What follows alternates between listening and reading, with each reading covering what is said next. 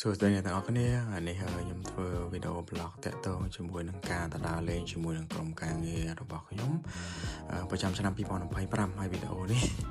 ទើបតែបានកាត់ទេហើយនេះជាសកម្មភាពគុណរដ្ឋមុននឹងទៅដើរលេងហ្នឹងគឺមកមីសុទ្ធពីបេដៃហើយអញ្ចឹងម៉ាក់គេចេញពីផ្ទះមកលក្ខណៈវាយកូនហើយដូចស្រស់ស្រាយចឹងកូនរត់ញ៉ៃពេកម៉ាក់គេក៏វាយអញ្ចឹង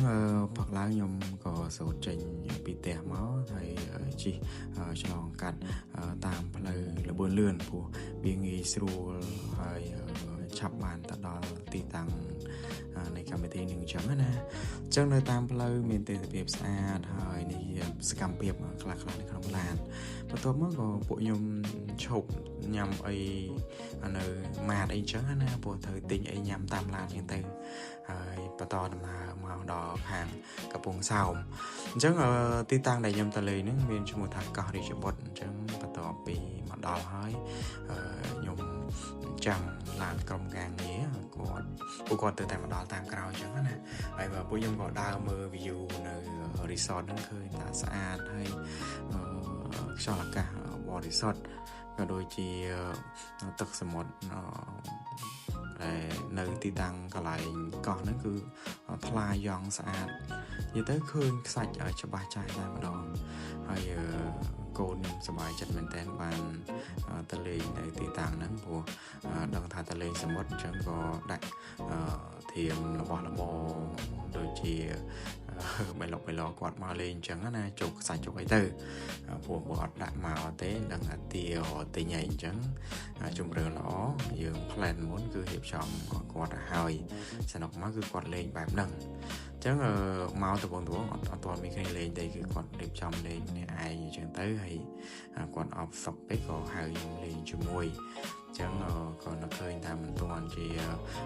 ទាន់ជុំគ្នាល្អក៏លេងជាមួយកូនហ្នឹងទៅអញ្ចឹងបន្ទាប់ពី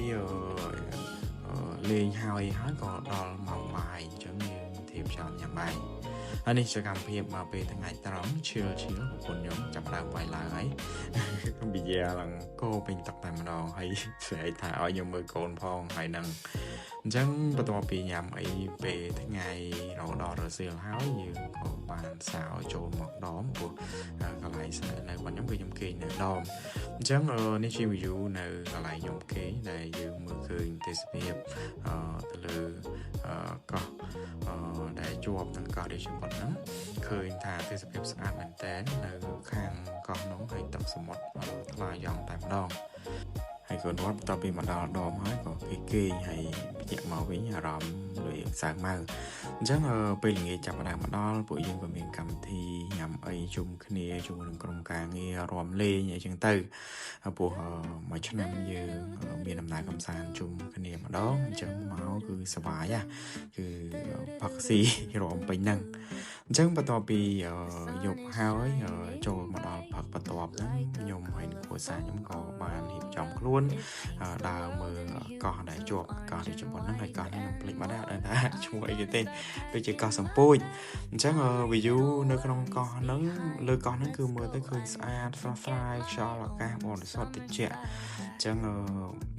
យើងបានដើរលេងជាមួយក្រុមការងារហើយយើងទៅជាមួយនឹងក្រុមគ្រួសារបែបហ្នឹងគឺទទួលបានបរិយាកាសមួយមានក្តីសុខព្រោះ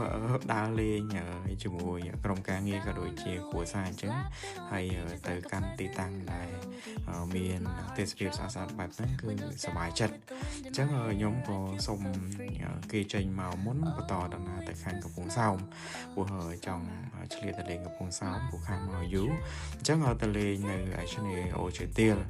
ហើយបន្ទាប់ពីលេងទឹកជាមួយកូនវត្តហើយពួកខ្ញុំក៏ចេញពីឆ្នេរអូឈើទាលមកខាងបថោងអញ្ចឹងវីដេអូខ្ញុំមានតែប៉ុណ្្នឹងទេអរគុណច្រើនជម្រាបលា